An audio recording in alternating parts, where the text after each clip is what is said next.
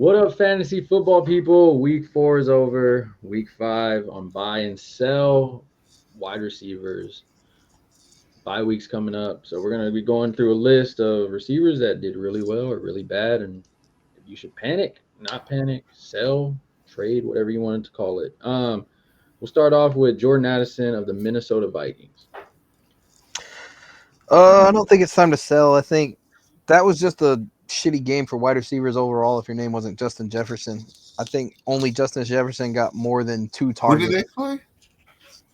Uh, The Panthers? I believe so. Yeah. Carolina, yeah. Every receiver on that team, other than fucking Justin Jefferson, only got like 2 targets. So, I think that was just all around. Like, if you didn't have Justin Jefferson, that was the only person that was going to do anything that game. Nah, he's too good to get rid of him.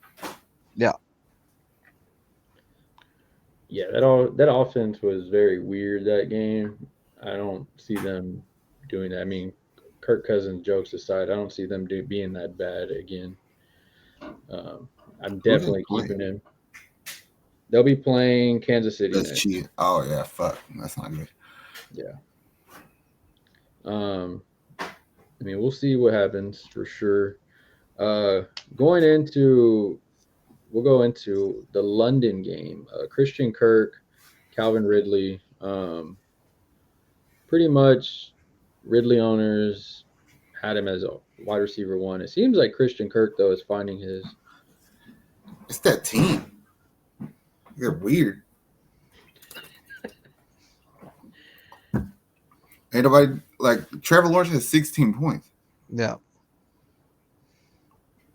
What was it? Calvin Ridley only had 1 reception, and it was that touchdown. That fucking touchdown. That's what I'm saying. Like everybody did like 2 things. It was good.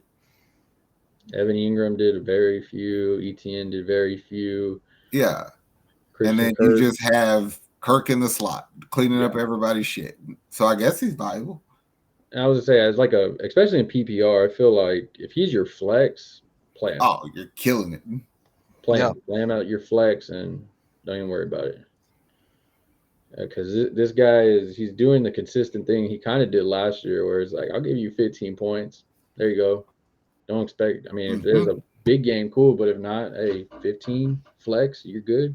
Especially with bye weeks coming up. It's like you said, he'll say, you want the 15, I'll go get it. It's just a matter of Trevor Lawrence making 2 of those catches a touchdown, and you get your 22. Mm-hmm. You know what I'm saying? And it's right there. He's on the cusp of it. Going into another 1-2 punch. Nico Collins, Tank Dell, the Houston Texans. 1 week it was Tank. This last week it was Nico Collins. Is this something for I guess both owners to realize that it a boom or bust type of thing for either or? I think it's kind of your responsibility to understand if it's a good matchup for that player or not. If you have them, like this week against Atlanta, play both of them. They're both going to do just fine.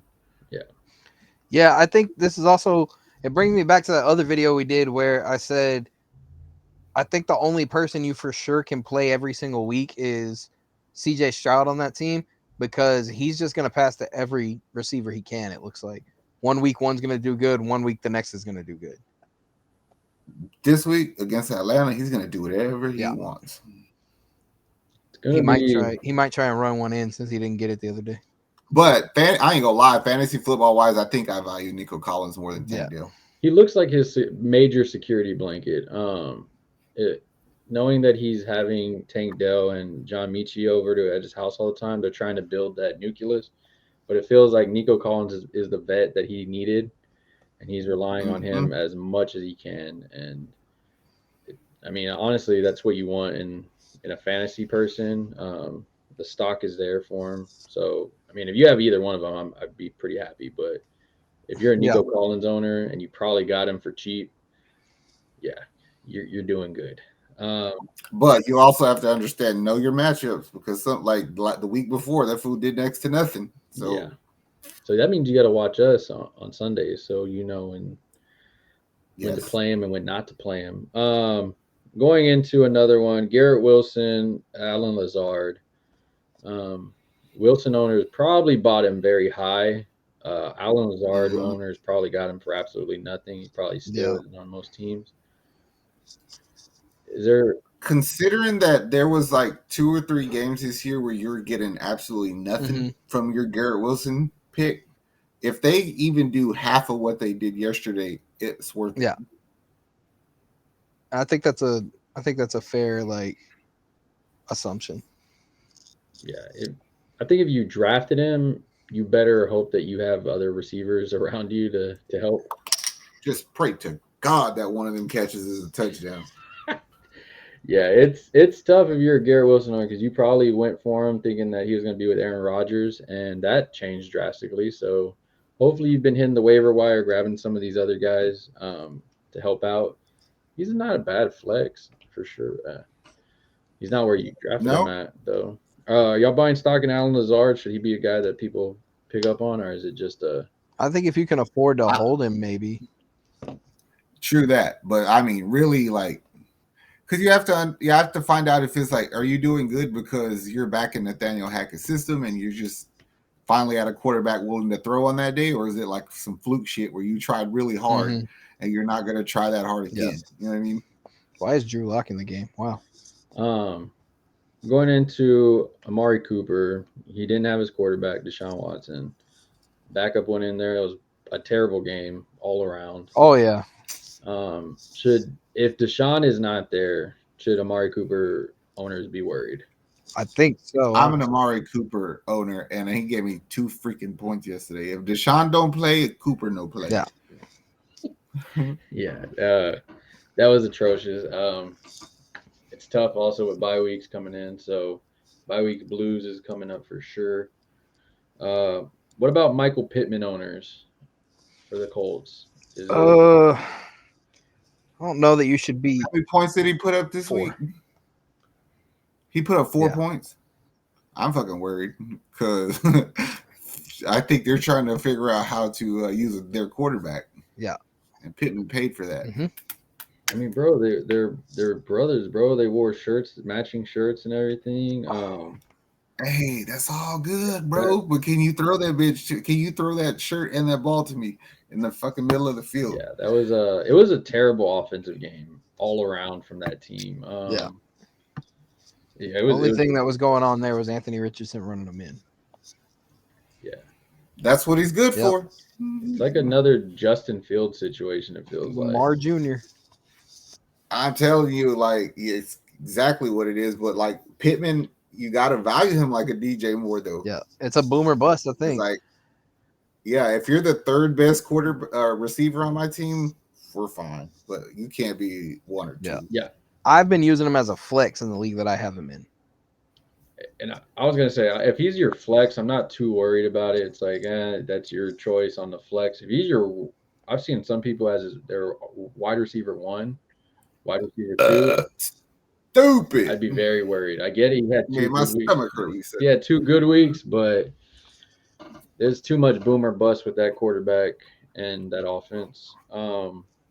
Another guy that has been, I will say, a flop, and I didn't draft him, but a lot of people went high on him. DeAndre Hopkins. Hell no. I wouldn't have drafted him at all.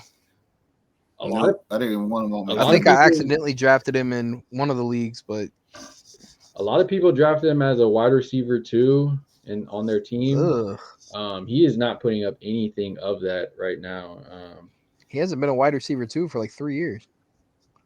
I was gonna say it's been a minute. Yeah, his highest points he scored is 13.50 in week 1. And then after that, it's been 8, 7, and 10. Yeah. At this point for DeAndre owners, is it like you just need to come to the realization that he's probably going to be a borderline low flex for you? Yep. Yep, that's exactly what he is. He's the player you keep on your bench to spice up a trade. He's the player you keep on your bench for bye week blues and to spice up a trade. Yeah. I'm definitely adding him to a trade. Like, Yep, he's the ranch dressing to that chicken tender ass trade. oh, all right. Hollywood Brown, Michael Wilson, Arizona Cardinals. I think they're good. I think Michael Wilson is really good. I just want to see if they'll start airing it out more. Definitely, yeah, they need to do something because that guy. At the very least, he's one of those players that's worth putting on your bench just so nobody else can Yep. have him. I love doing I'm that. not even going to give you the chance of risking him doing good for you. I love doing that. Can't even lie. Hey, Ain't nothing wrong with it. That's called strategy. pick him up, and we done. I mean, that's just how I feel like you have to do it. He's played well. If he has a bad game, he's on your bench. Oh well, it don't matter. But if he has a good game again, his stock keeps going up. He's only owning 2% of Yahoo leagues. I'm not going to get him in Caleb's league because I'm last place in waiver wire, and Caleb's on this stream also, so I definitely won't be getting him. I don't need him. Don't worry. Somebody will be getting him in your league, I'm sure. And if they don't, and I wake up to that, I'll be happy. But yeah, go get him if you can get him. And another guy, we thought he was going to have a pretty bad game against a tough defense. Scary Terry of the Commanders. They actually showed out. They did okay. Yeah. Like all considering who they did it to, I'll keep Terry. I would keep him. But I told you a bunch of times I would trade that fool because I don't like Sam Howell. Yeah. I kind of something went right. I kind of feel like if you're going to trade him, right now is the time to trade him.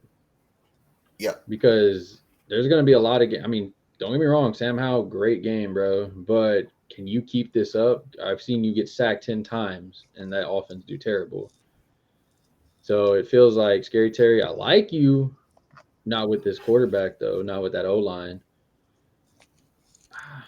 I'm gonna trade you. I'm gonna trade you as high as I can for something. No doubt. And that monster Logan Thomas on that team taking your catches. I know, my boy. Anybody else you want to add to this? No. Can't really. I know Bengals owners, anybody that owns Jamar Chase is probably worried, but he's not doing terrible. I mean, he's not doing what Justin Jefferson's doing, so I could see why you'd be upset. But he's not doing bad. 15 points. It's like flex feel though. It feels like for your number one pick, so I could see why you're upset. I'll just rub it in. I'm just looking at the numbers. I was like, wait, Justin Jefferson's gotten literally. I didn't know a font do that. 30 points because nobody has him on their fantasy team. And Jesus Christ. Okay. It's Drew Lock. That's why. Yeah, this is a stupid game. I hate it here. All right. Well, wide receiver fans, people going into week 5, fantasy football people. Let us know what you think of our picks. Do we get it right? Do we get it wrong? Comment down below. Let us know what your lineups look like. If you have any trades, comment them. We'll answer them. Make sure you join us every Sunday at 8 in the morning Central Time. We are live to help you do start-em and sit-ems.